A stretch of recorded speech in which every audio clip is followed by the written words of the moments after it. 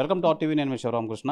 MLC ఉప ఎన్నికల నేపథ్యంలో ఉమ్మడి విశాఖ జిల్లాకు సంబంధించి విశాఖ జిల్లా ఎన్నికల రిటర్నింగ్ అధికారి మయూర్ అశోక్ గారిని అడిగి తెలుసుకుందాం. సార్, ఈ ఉప ఎన్నికల నేపథ్యంలో ఎంతమంది ఈ ఎమ్మెల్సీ ఎన్నికలకు ఓటర్లు ఉన్నారు? అసలు ఈ ప్రక్రియ ఏ విధంగా సాగుతుంది? ఇవి MLC by election local bodies constituency అంటాము. సో లోకల్ బాడీస్ ఏదైతే ఈ ఉమ్మడి జిల్లాలో ఉంటాయి, జీవీఎంసీ, దాంతోపాటు ఇంకా municipalities, Narsipatnam municipality, Yalamanchili municipality, దాంతోపాటు ప్రతి ఎంపీపీ అంటే ఈ ఎంపీటీసీ, జెడ్పీటీసీస్ ఈ ఎలక్షన్లో పాల్గొంటారు.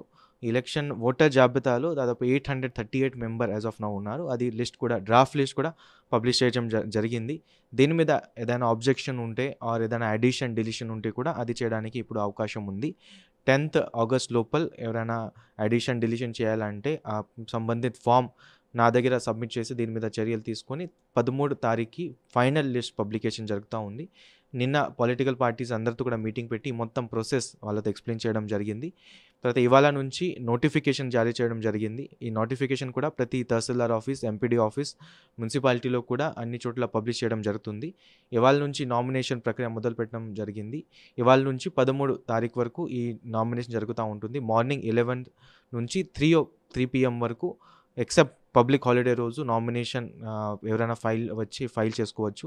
ఈ నామినేషన్ కూడా ఎలా ఫైల్ చేయాలి, దీని తాలూకు ఏదైతే ఫామ్స్ ఉంటాయి, అన్ని ఫామ్స్ ఇక్కడ కలెక్టరేట్లో అవైలబుల్ ఉన్నాయి. ఎవరైనా అభ్యర్థి ఉంటే ఇక్కడ కలెక్టరేట్లో వచ్చి they can collect the form. అది ఫామ్ పూర్తిగా ఫిల్ చేసుకొని ఇక్కడ నా దగ్గర వచ్చి 11 to 3 లోపల సబ్మిట్ చేస్తే దీని మీద మనం ఫర్దర్ చర్యలు తీసుకుంటాము.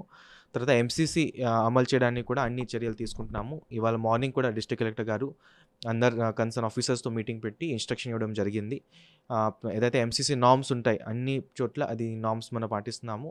తర్వాత ఉమ్మడి జిల్లా ఉంది కాబట్టి 3 జిల్లాతో కోఆర్డినేట్ చేస్తూ విశాఖపట్నం జిల్లా, అనకాపల్లి జిల్లా, వైఎస్ఆర్ జిల్లా అందరితో కోఆర్డినేట్ చేస్తూ ఈ ఎన్నికల ప్రక్రియ నడుపుతున్నాము.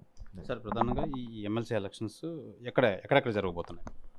అంటే 30వ తారీఖు జరగబోయే ఎమ్మెల్సీ ఎలక్షన్. ఈ ఎమ్మెల్సీ ఎలక్షన్లో 4 చోట్ల పోలింగ్ స్టేషన్స్ ఉంటాయి.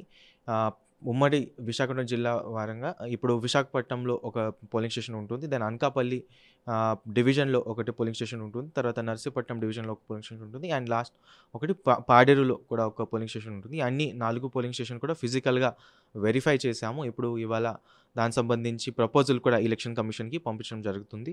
తర్వాత కౌంటింగ్ హాల్ కూడా నెక్స్ట్ కొన్ని రోజులు ఫైనల్ చేసి ఆ ప్రపోజల్ కూడా గవర్నమెంట్కి పంపించడం, సిఇఓ ఆఫీస్కి పంపించడం జరుగుతుంది.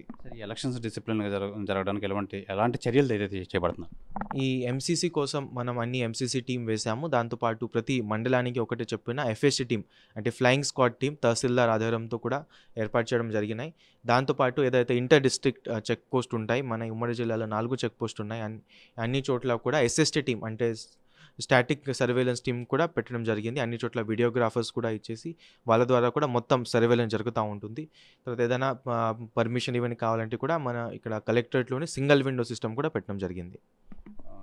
ఈ కోడ్ ఆల్రెడీ రిలీజ్ అయింది కదా సార్, ఎంతవరకు ఉంటుంది కోడ్ అమలు? ఎప్పుడు కోడ్ 30 తారీఖు ఏదైతే అనౌన్స్మెంట్ అయింది ఆ రోజు నుంచి అమలుకి వచ్చింది.